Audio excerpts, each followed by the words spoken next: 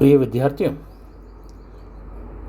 आज के व्याख्यान से पूर्व अपन ने परिवर्धन जैविकी का परिचय, उसकी परिभाषा, उसका महत्व, उसका इतिहास का अध्ययन किया था। आज का व्याख्यान अपना भौतिकी से संबंधित विभिन्न सिद्धांत, उन पर चर्चा करेंगे। The different theories given by different scientists. इसमें सबसे पहले पूर्व रचना सिद्धांत, प्री फॉर्मेशन थ्योरी दी गई थी। सूक्ष्मदर्शी यंत्र की खोज के पश्चात पूर्व जन्म सिद्धांत प्रतिपादित किया गया था। अंडाणु व शुक्राणु की खोज के पश्चात यह मत बना कि युग्मकों में पूर्व निर्मित अथवा सूक्ष्म रूप से पूर्व उपस्थित होते हैं।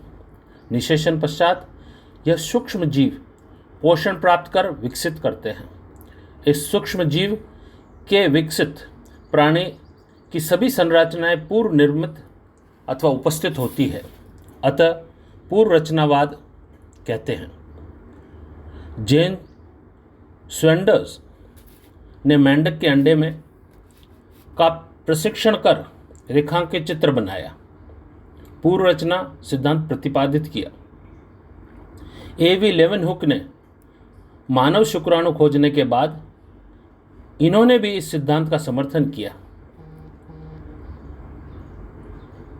हार्टसोकर ने 1695 में अपने शोध के आधार पर चित्र बनाया, जिसमें शुक्राणु का अग्रभाग, जिसे सिर कहते हैं, उसमें सूक्ष्म मानव लिटिल होमोन्यूक्लस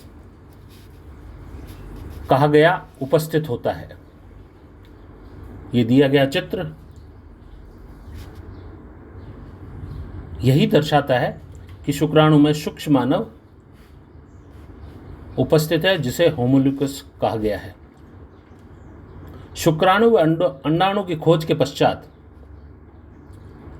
पूर्व रचनावाद दो समूह में विभक्त हो गए। एक समूह अनुसार शुक्राणु के शीर्ष में प्राणी का सूक्ष्म रूप उपस्थित होता है, जो अंडाणु से मात्र परिवर्धन हेतु पोषक पदार्थ ही ग्रहण करता है। इस सिद्धांत के समर्थकों में को एनिमल्कुलिस्ट अथवा स्पर्मिस्ट कहा जाता है। इस सिद्धांत के समर्थन में प्रोवेस्ट, ड्यूमस और हार्टसोकर आदि थे। दूसरा समूह जो मानता था कि अंडाणु में सूक्ष्म जीव उपस्थित होता है और शुक्राणु द्रव का विशेष महत्व नहीं होता, ऐसे अनुयायियों को अंडवादी या ओविस्ट कहलाए।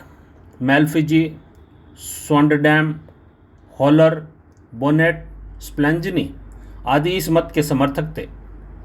निकोलस डी मेलबेंच, स्वॉन्डर्स, बोनेट ने संकोचन सिद्धांत एनसेस्टमेंट थ्योरी प्रतिपादित की, जिसके अनुसार प्रत्येक युग्मक में आगामी पीढ़ी का सूक्ष्म रूप उपस्थित होता है। इस सूक्ष्म जीव में इससे भी अगली पीढ़ी का सूक्ष्म जीव पूर्व निर्मित होता है। स्वयमेंडन अनुसार इस प्रकार भ्रूण के अंदर भ्रूण का सिलसिला आदम व ईव के शरीर से पहले से ही मौजूद था। लंबे समय तक दोनों समूहों में बहस चलती रही, लेकिन 1759 में कैस्पर फ्रेडरिक वुल्फ द्वारा किए गए प्रयोग में पाया गया कि मुर्गी के भ्रूण में किसी भी प्रकार की पूर्व रचना नहीं उपस्थित होती है। अंततः ऑस्कर हर्टविंग व फॉल ने इसे पूर्ण विराम दिया और बताया कि भ्रूण परिवर्धन में के दौरान शुक्राणु व अंडाणु के संलयन के दौरान दोनों के केंद्रकों का संलग्न, जिसे हम अपन एम्फीमिक्सिस कहते हैं, होता है।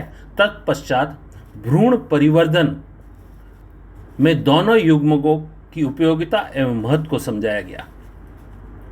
दूसरा सिद्धांत अनुजनन सिद्धांत, जिसे थ्योरी ऑफ एपिजेनेसिस कहते हैं, सूक्ष्मदर्शी की खोज व औत्की की नई तकनीकों के विकास के बाद इसका अध्ययन संभव हो पाया और ज्ञात हुआ कि इसमें तथाकथित लघु रूप नहीं पाया जाता। सेंट हिलेरी ने मुर्गी के निषेचित अंडों को वार्निश व मोम से ढककर हिलाकर चूजे प्राप्त किए। चूजों का